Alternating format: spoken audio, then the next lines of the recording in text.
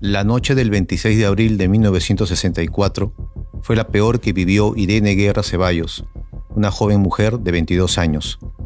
Ese día no solo mataron a su novio Rodolfo Terán Mendoza, de 26 años, sino que, detenida durante 4 días, tuvo que soportar la mirada de sospecha y los duros interrogatorios de los agentes de la Guardia Civil. Era un paseo sencillo y amoroso el de aquel domingo 26 de abril. Un joven profesor se bañaba al lado de su pareja cuando vio que un par de extraños se aproximaban a la playa a husmear sus cosas. Quedé ese día con Rodolfo en ir a pasear a La Chira, al sur de Lima. Llegamos ese domingo a las 11 de la mañana. Tomamos el sol, nos bañamos, dejamos nuestras cosas al pie de un montículo de arena, colgadas sobre 2 estacas. Conversamos de todo, del presente y el futuro. Así pasaron las horas, y a las 3 de la tarde, más o menos, cuando estábamos en el mar, vimos que en la playa, en la arena, 2 sujetos aparecieron.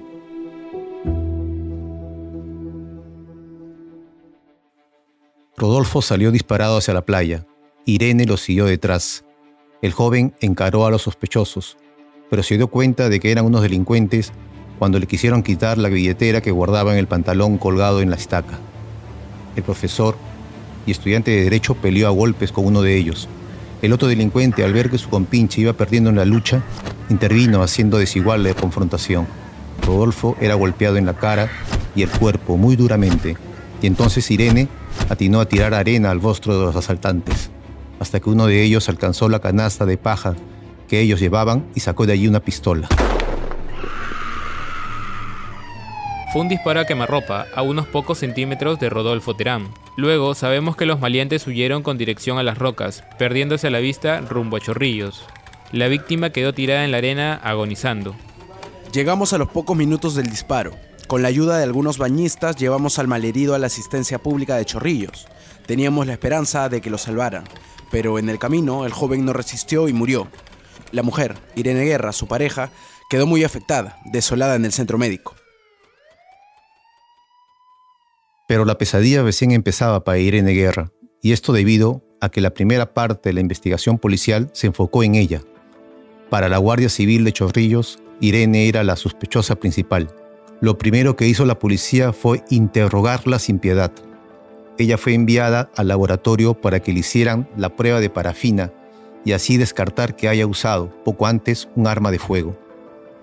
La autopsia de ley indicó que el balazo había perforado el tórax de Rodolfo Terán. En paralelo, la comisaría se reforzó con otros guardias civiles, con los que realizaron batidas en los sectores más cercanos a La Chira. Mientras tanto, el cuerpo del infortunado universitario era conducido a la morgue central de la policía. La familia Terán vivía en el cercado de Lima, en el Jirón Callao, y allí la noticia cayó como una bomba. Queremos justicia para Rodolfo. Él era una buena persona. Estudiaba para ser abogado en la universidad. Rodolfo trabajaba como profesor para ayudar en su casa. La popularidad creciente del caso obligó a la Guardia Civil a enfocarse en atrapar a los culpables directos del homicidio y determinar si hubo o no un plan, con un autor intelectual detrás de la escena del crimen. El mismo lunes 27 de abril de 1964, la policía empezó a armar el rompecabezas. Detuvo provisionalmente a Irene Guerra y la recluyó en un sector de la cárcel de mujeres de Chorrillos, a la espera de la aclaración del caso, una especie de prisión preventiva. Asimismo, examinó la versión que provenía de la novia de la víctima y empezó a cotejarla con la de otros testigos. Había diferencias que debían aclararse. Los agentes de la Guardia Civil hablaron con un pescador de origen japonés, quien se hallaba a unos 50 metros de distancia de la supuesta pelea, y también con un ingeniero, Enrique León Vega, quien se encontraba a unos 150 metros conversando con una amiga. Ni el pescador ni el ingeniero escucharon el disparo, y tampoco dijeron haber visto una pelea. Eso podía cambiarlo todo. Sin embargo, el asunto se aclaró tras la reconstrucción de los hechos realizada en la misma playa. Allí la Guardia Civil comprobó que tanto el ambiente playero, los sonidos naturales a la hora del crimen, como los montículos de arena que creaban mucho desnivel visual en la superficie de la zona, justificaban esas diferencias. Otro tema que enredó los hechos y desacreditó en algo la versión de Irene Guerra era la versión de los familiares de la víctima. Los Terán insistían en hablar de una relación compleja, tensa entre ambos. Incluso llegaron a afirmar que Rodolfo había recibido amenazas para que dejara libre a Irene. La sospecha de una tercera persona complicaba la situación de la novia. No sé por qué sospechan de mí. Incluso puedo decir que yo pude haber muerto, porque el disparo pasó muy cerca de mí. Esos maleantes dispararon y se fueron corriendo hacia unas rocas que la policía dice que está a unos 800 metros. Yo fui quien me acerqué a un japonés que pescaba a unos 50 metros para buscar auxilio, y luego corrí como unos 150 metros para pedir ayuda a un joven que estaba con su amiga en la misma playa. No había nadie más. Hice todo lo más rápido que pude, se los juro.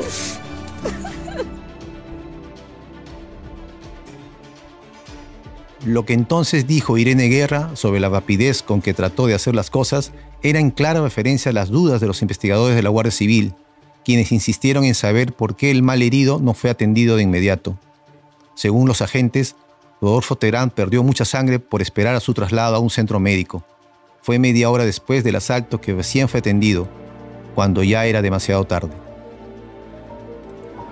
Y para complicar aún más las cosas, la policía había recibido la misma noche del día del crimen un revólver de manos del testigo que estaba con una amiga y a quien Irene rogó que lo acompañara a atender a Rodolfo, que aún estaba malherido. Era el ingeniero León Vega y el arma no era de los asesinos, sino de la propia víctima, que lo había llevado y lo tenía en el bolsillo de su pantalón. Los delincuentes, al parecer, no se percataron de esto. Así es, el revólver se lo había llevado el ingeniero para entregárselo luego a la policía. Así le dijo a Irene en ese momento, pero lamentablemente se olvidó de hacerlo en medio de la confusión y solo lo hizo en la noche de ese mismo día, 6 horas después. El revólver de Terán no lo usó nadie, pero esa demora en la entrega hizo que el ingeniero Enrique León Vega también fuera detenido en la comisaría. El arma homicida no había sido hallada. Todos sospechaban que aún la tenía el asesino. Finalmente, la prueba de parafina para Irene Guerra salió negativa, pero debió seguir detenida por unos días en un anexo de la cárcel de mujeres de Chorrillos. Era un momento delicado de la investigación. Fue allí que empezaron a trabajar junto a la Guardia Civil los agentes de la Policía de Investigaciones. El 28 de abril de 1964 se produjo la reconstrucción del crimen definitiva y allí Irene Guerra dijo que estaba dispuesta a hacer un retrato hablado de los asesinos de su novio, especialmente del autor del disparo. Hasta esos momentos, paradójicamente, los únicos detenidos y presos eran 2 testigos, Irene Guerra y Enrique León Vega, mientras los asesinos aún andaban escondidos en algún lugar de Lima. Hasta que, 3 días después del homicidio, estos recién fueron capturados. Los asesinos del profesor Rodolfo Terán Mendoza cayeron en la madrugada del miércoles 29 de abril de 1964. Esa vez, los agentes PIT incorporados al caso se movilizaron decididamente, cercando y deteniendo a los 2 delincuentes. Todo acabó a las 6 de la mañana. El culpable principal era sin duda el que había disparado a mansalva contra el profesor Terán. Su nombre era Flavio Rojas Bohórquez, de 26 años, más conocido en el mundo del AMPA como el Alemán. Se confirmó que en el rostro del susodicho estaban las marcas de los golpes que recibió Terán en los lugares exactos donde había descrito Irene Guerra, la novia de la víctima, y también se confirmó que el móvil fue el robo. Flavio Rojas, el alemán, estaba acompañado de su cómplice, de nombre Fulgencio Asensio Izaguirre, de 23 años, quien domiciliaba en Chorrillos. Ambos tenían numerosas denuncias por asalto y robo. Los 2 sujetos, al parecer, se hicieron pasar como pescadores, con pantalones remangados hasta las rodillas y sombrero de paja.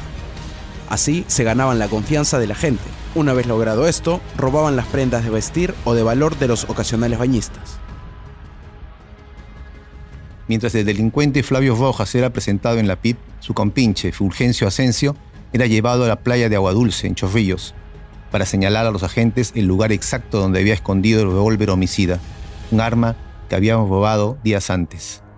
Tras la confesión de los maleantes, la PIT allanó la casa de la conviviente de Flavio Rojas en La Victoria, donde hallaron una prueba irrefutable: el radio a transistores que robaron a su víctima y el sombrerito de paja que usó en el momento del asesinato y que había sido bien descrito por la novia de Terán. Extrañamente, la Guardia Civil se empeñó en denunciar a Irene Gueva y al testigo, el ingeniero Enrique León, como cómplices del asesinato. Sin embargo, las pruebas que la PIT acumuló, la parafina que confirmó a Flavio Rojas como el que disparó a matar y las confesiones de los propios criminales terminaron por desbaratar ese despropósito policial. Los inocentes salieron libres y los culpables fueron a prisión. Tanto la Guardia Civil como la Policía de Investigaciones dieron el caso por cerrado y fueron las autoridades judiciales las que le dieron la pena que merecían a esos desalmados delincuentes de los años 60 en Lima. Si este episodio te cautivó, no puedes perderte la próxima entrega de La Última Pista. Aún hay más relatos de misterios y crímenes sin resolver que aguardan nuestras páginas. Esto fue El Comercio Podcast.